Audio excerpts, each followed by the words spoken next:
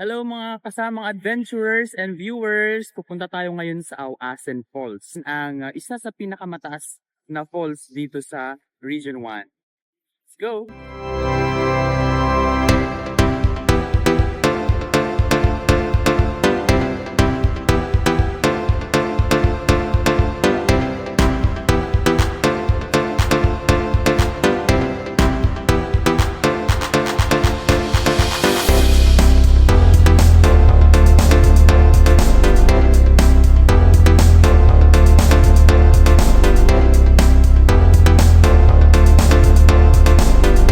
Manggagaling tayo sa bayan ng Tagudin at mamimili muna tayo ng mga kakailanganin.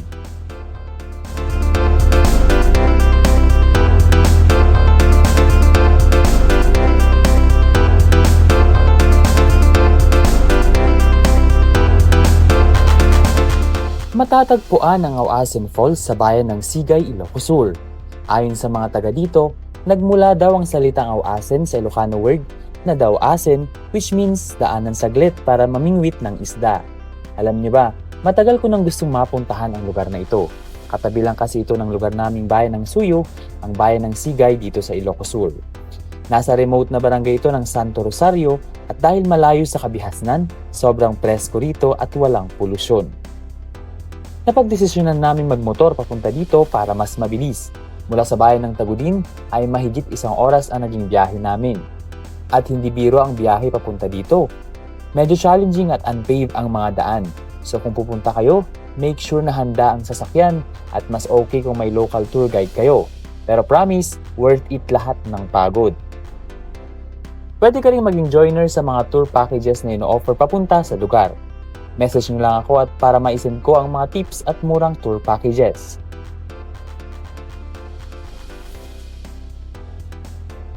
At ito ang shoutout for the day.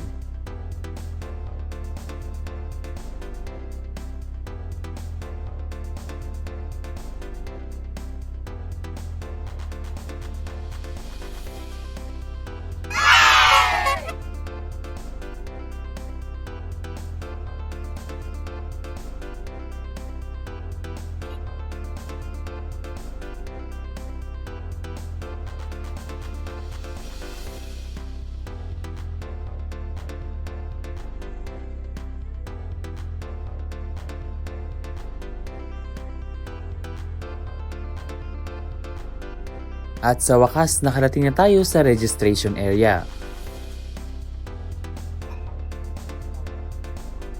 Pero ni biyahe ni Drew Arellano, may dito nakita niyo post na.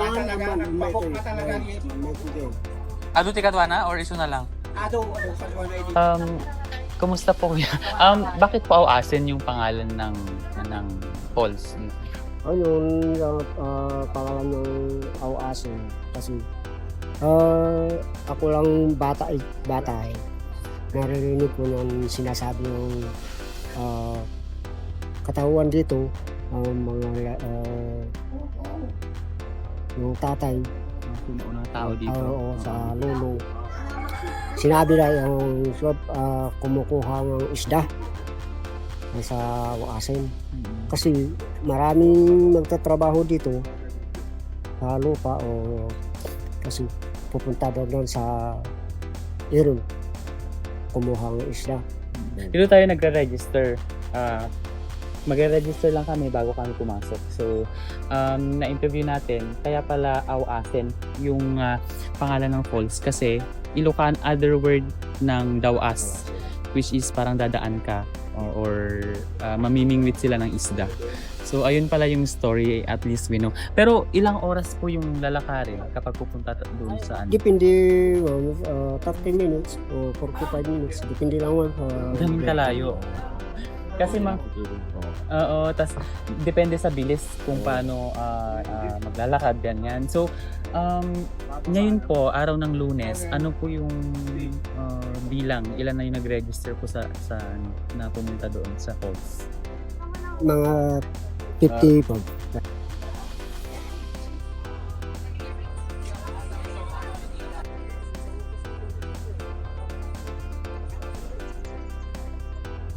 Ayan mga adventures and viewers, ito yung unang bridge kung saan ito yung dadaanan natin papunta doon sa Awasen Falls.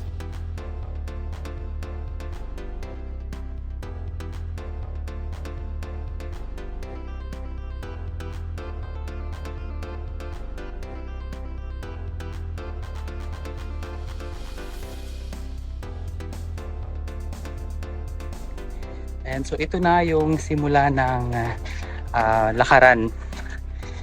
And sabi nila within 30 to 45 minutes, depende sa bilis ng paglalakad mo, ay mararating yung Awasen Falls. Ganda, di ba?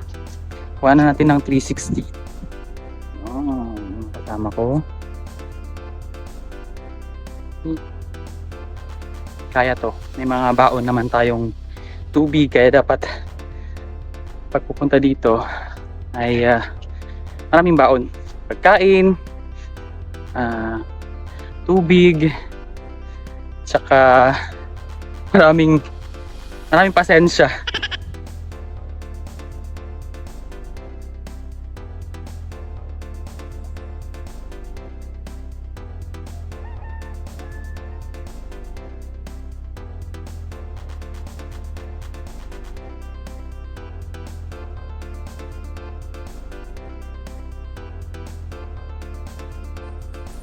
Pili tayo ng tungkod. Ito kaya pwede mo. Sige, pwede na to. Tara, diretso na. Malaking tulong din to para sa mga akit na. Pero pagkarating yung daw dyan, puro pababa na. Ang mahihirapan na lang is yung pabalik. Let's go! Nire-require talaga nila ang tour guide sa halagang 750 pesos para may mag-assist sa inyo. 50 pesos ang environmental fee at 20 pesos naman ang parking fee para sa 4 wheels at 10 pesos para sa mga motor.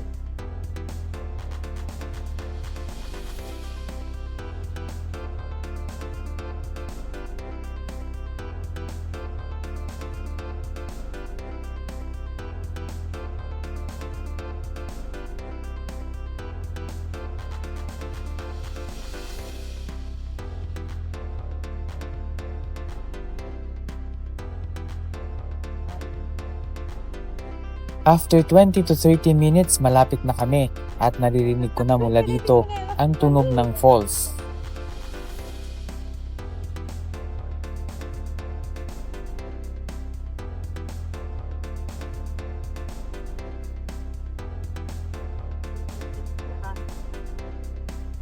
Gusto nito mamalpas da. Mga ka-adventurers and viewers, eto na. Nandito na tayo, ang Awasen Falls. Grabe yung tunog ng bagsak ng tubig. Nakaka-relax, nakaka-amaze.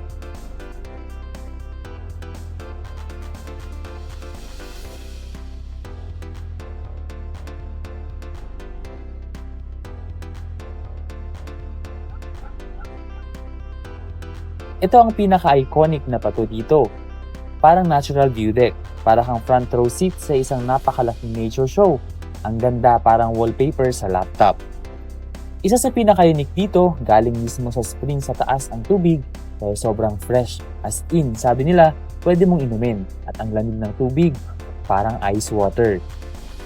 Malalim ang water basin ng falls, kaya kung hindi kayo marunong lumangoy, pwede kayong mag-float gamit ang raft lalo na pag summer.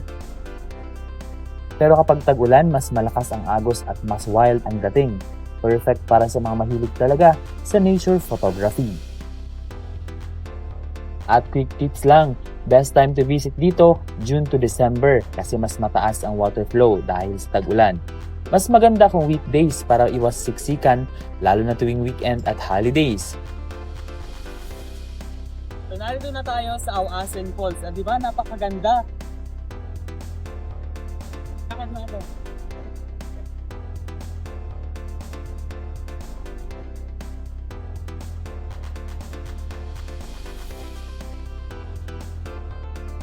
Ay, so ngayon, isusubukan namin yung balsa. Tapos kasama namin si Kuya Larry. Hello, Kuya. So, ang bayad per person is 50 pesos. So, pwede kayong gumamit ng life vest.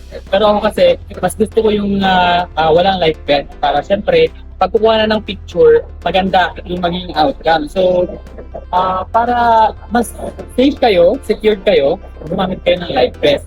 Well, 50 pesos. 50 pesos lang po ito.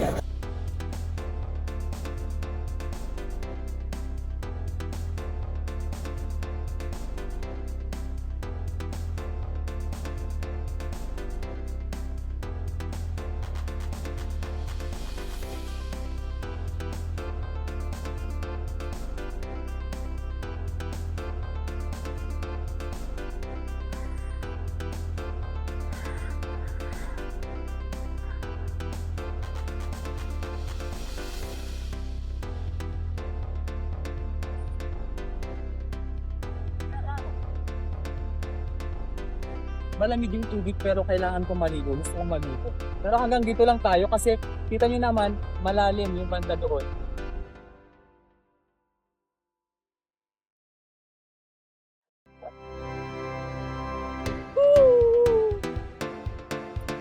Hi guys, so habang inaantay namin yung oras, habang nagpapalipas ng oras, malamig kasi yung hangin from the falls. Namili kami ng kape o pwede rin kayo magbaon ng kape. Ang sarap talaga magkape habang pinapanood mo itong falls. Ayan.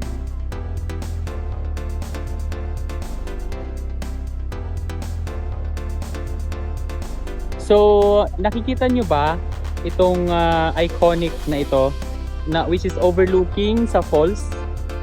Yan. Magandang spot yan. Parang sabi nila, gorilla daw to. Tapos, kuya, saan yung ano dito, baby? Nasaan yung baby dito? Ito? Yun, maliit na yun. Nakapikit ang mata.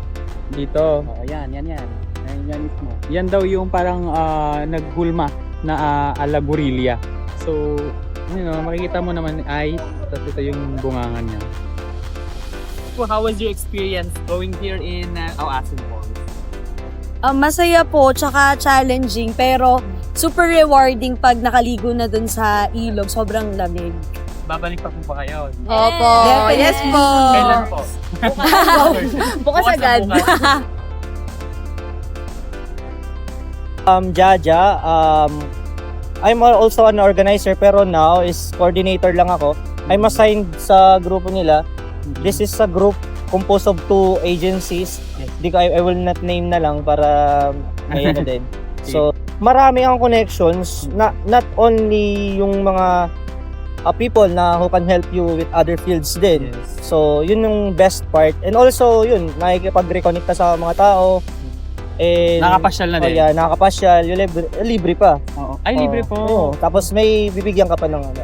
Siyempre may ano kanyan, may sahod. Bonus. So nagko-content talaga ako. Anong name niyo po? Saan? Yung Backpacker Jaja sa TikTok, Backpacker Jaja. So yung ano ko pag-organizer is parang ano na lang Part-time doon na. sa ano na lang. Oo, para so, sa yun. Ayan. Yun Thank lang. you, kuya. Okay. Sige Sige, po. thank you. Ingat po kayo, ah. Ingat kayo. So, maganda dito. Napagod ka. Pero napakaganda ng reward. Tingnan nyo naman. Ayan. Woo!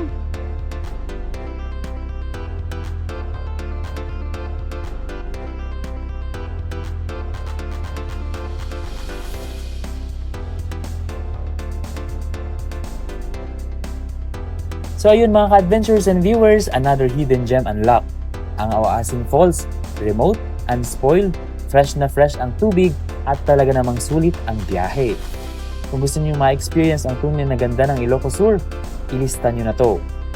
Kung nagustuhan niyo ang vlog na to, don't forget to like, share, and subscribe para sa iba pang travel adventures. Hanggang sa susunod mga ka-adventures and viewers, ako muli si Ben Pong Sila. Always travel safe at respetuhin ang lugar. Leave no trace, mga ka-adventures. Ken, maraming salamat sa inyong pagsama at magpapasalamat din ako sa nakasama ko ngayong araw. Walang iba kundi ang kaibigan, si Darlene. So kung naghahanap kayo ng secluded at pristine na nature experience, dito lang yan sa Awasin Falls, dito sa Sigay, Ilocos Sur. At yan ang adventure natin dito lang sa Northern Adventures Exploring the North, only on Net25 Baguio.